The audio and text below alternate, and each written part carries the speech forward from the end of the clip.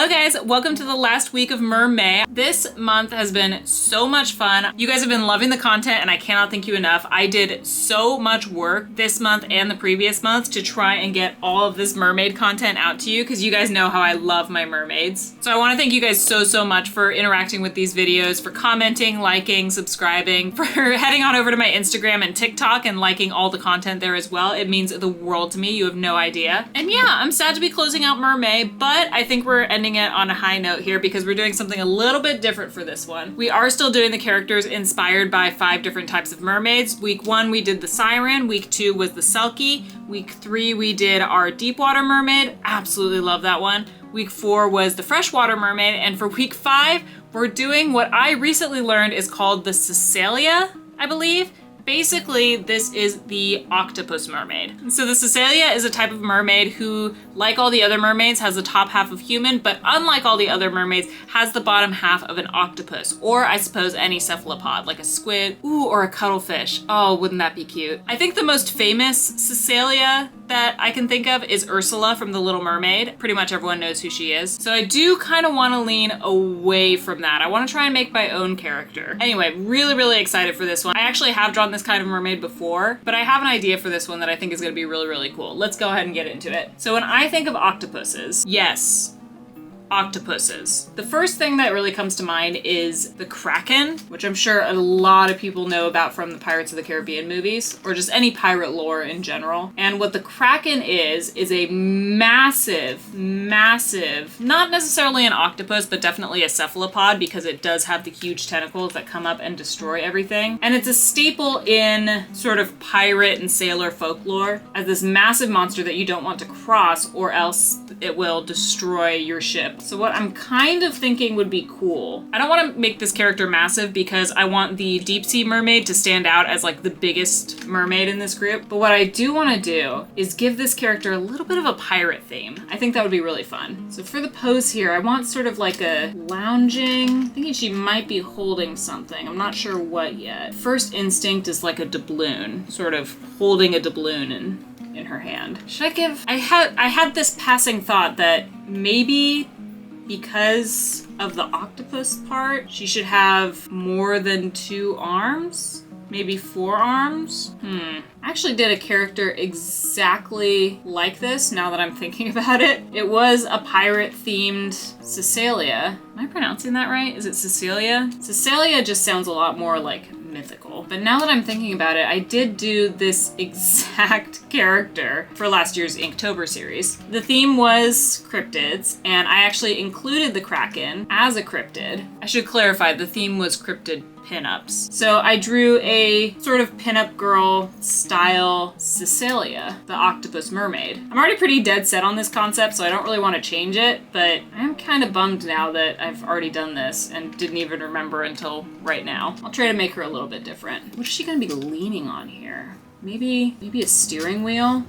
God, I'm giving myself a lot of work already. Thinking like a pirate steering wheel might lend to the kind of shipwreck atmosphere that I'm going for here. I think for this character, it's actually going to be mostly the top half that sells it, because the bottom half, 1, is going to be kind of hard to contain because it is just a bunch of tentacles going everywhere. And 2, I really want to try and get some like really ratty pirate garb on her. Like maybe she took the clothes from a wreck and has been wearing them. And because they're underwater, they get like really tattered. I think that's a fun idea. I'm gonna switch up the pose here, give her a really dramatic lean. Maybe move this head back a bit, make it a little more relaxed. I also want this one to be sort of a little bit more mature looking than the rest of the mermaids that I've drawn, because pirates are definitely gonna be a lot more weathered. So I want to kind of reflect that in this character. I think this is also the first character I'm drawing for the videos that I've actually given clothes. It's an interesting thought experiment. Do mermaids need clothes? I'm definitely more in the camp of like, no, they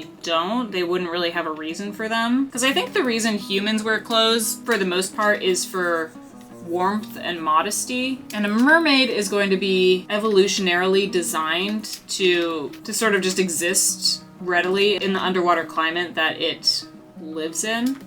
So I don't think they would need them for warmth. Same way fish don't need clothes for warmth. As for modesty, I really do believe that the human half of a mermaid has evolved that way, strictly to fool humans, as kind of like that camouflage effect that you see a lot in nature. The same thing that gives butterflies eyes on their wings. I'll look it up when I'm editing this. So for a mermaid, there would be no need to cover up the human part because that's the part that's attracting their prey. It just wouldn't really make sense to be modest about it, you know? I also think there's some mermaids like this one that have sort of evolved beyond the need to hunt humans as prey. Like I'm kind of picturing for this character that she just gets whatever she needs from shipwrecks and doesn't really need to hunt. Maybe fish on occasion, but definitely not humans. But I also feel like because mermaids are definitely intelligent creatures, maybe there's some photographs on these shipwrecks that she's exploring where she can recognize her human half in the photographs. And if she sees the people in those photographs wearing clothes, then she might feel inclined to experiment with clothing as well, which is how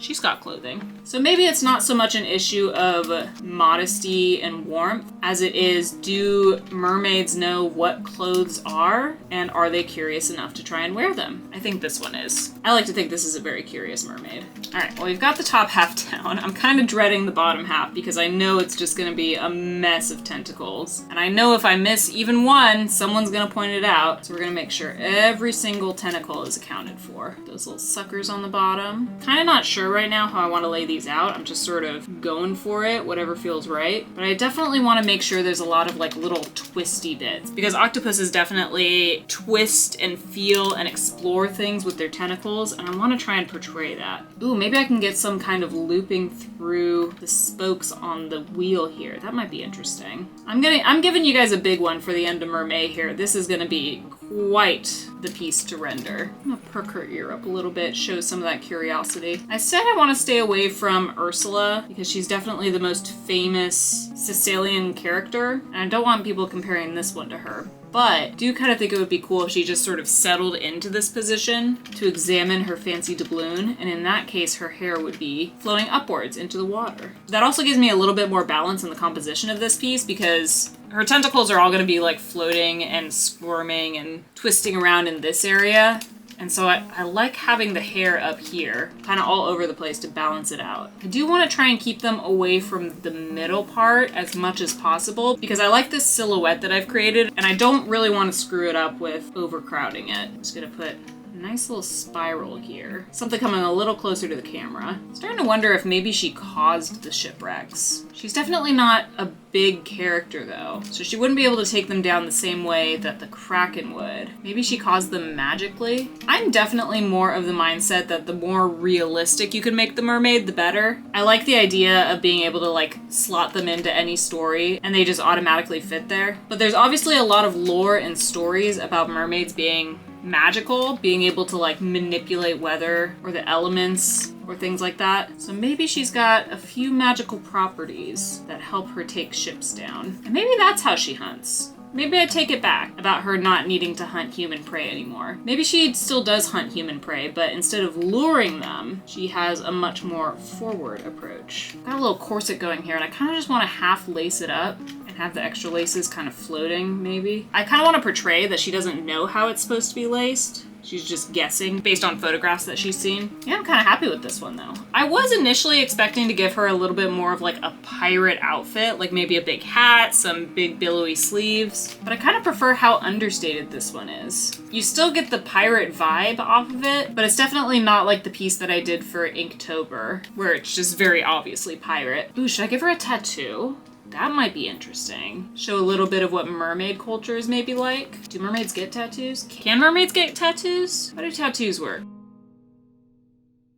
I need to do more tentacles. I'm hoping if I jumble them up enough, no one will notice that there's not 8 of them. And I mean, let's be real. When you see an octopus, some of their tentacles are kind of like either scrunched up under their body or hiding behind other tentacles, or most of the time they're hiding inside of a rock, so you wouldn't be able to see all 8 anyway. And I have one going behind the steering wheel there. That'll definitely be something I'll have to fix in the rendering. I think this is definitely the most page-filling mermaid I've done so far. All the other ones have kind of fit singularly on the canvas. I was even able to do like full backgrounds for a couple of them. This one's kind of just flowing off. I kind of prefer that. I mean, I initially did it so I wouldn't have to purposely draw all 8 tentacles. But honestly, it feels a lot more natural this way too. I know I said I didn't want any tentacles up here, but I kind of just want to make one more just to kind of smooth out that negative space over there so it didn't look so awkward. There we go. I rather like that. This hand is huge though, so I'm just gonna shrink that down a bit. Yeah, she's got her little doubloon, she's got pirate corset and some clothing, hairs flying all over the place. Ooh, you know what? You know what I need? An earring. Earring would be perfect. Just one singular one. There we go. Love that. Got the tattoos, got the steering wheel. I think this definitely says pirate, or at the very least says shipwreck explorer. I'm happy with this. I'm very, very excited to go into rendering with this one. I think it's gonna look really cool. Not entirely sure how I'm going to blend the torso into the octopus part, because I'm not sure if you guys can tell, but I definitely don't like doing those really harsh lines separating the two parts of a mermaid. Yeah, I'm pleased with that though. Ooh, this one's gonna be fun to render. I'm excited. All right, I will go finish this one up, do some line art and coloring, and I will meet you guys back here for the final piece.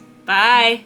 Hi guys, I'm back. We did it! I'm so excited to present to you the final piece of Mermay. This is our Cecaelia. Cecaelia? I've forgotten already how to pronounce it. But as always, I am super happy with how this one turned out. I really wanted to make sure while I was rendering it that I captured like an octopus's intelligence and curiosity, because they really are very inquisitive creatures. A lot of the times in captivity, keepers will give octopuses like treats inside of a jar that they need to unscrew in order to get to it. They're very intelligent and very, very curious. So I really wanted to put the focus of this piece on the sort of sunken pirate treasure that this octopus mermaid, that this Cecaelia was just really interested in. She thought it was cool. She's got her little pirate getup. She's got the gold coin that she's looking at. She's decked herself out with the little pirate earring. I'm super happy with this one. I think she turned out so cute. I'm gonna go ahead and just leave the description of that one at that for now, because you can see this piece in full on my Patreon right now if you would like to. You don't even have to subscribe, it's posted to the public. And that is because for the next couple weeks, I'm going to be doing some reposts on my Instagram of all 5 of my Mermay video mermaids. I've already been doing a whole sushi mermaid series on my Instagram. I did 15 sushi themed mermaids over there. Please go check those out. I'm so, so happy with how they all turned out. But I need a bit of a break. Doing my sushi mermaids in addition to these 5 mermaids that I've done for YouTube has been exhausting. So for the next couple of weeks, I'm going to be reposting these to my Instagram, and the Cecaelia, since she's the last mermaid I've done, she is going to be coming last in the order. So you won't see her till about the end of the 2nd week of June. And that also means I'm going to be taking a little bit of a break from YouTube as well. I'm just planning to take 1 week off, so you won't see me here next week, but I do have some videos planned for the following week. So hopefully I'll be back with you guys for the 2nd week of June.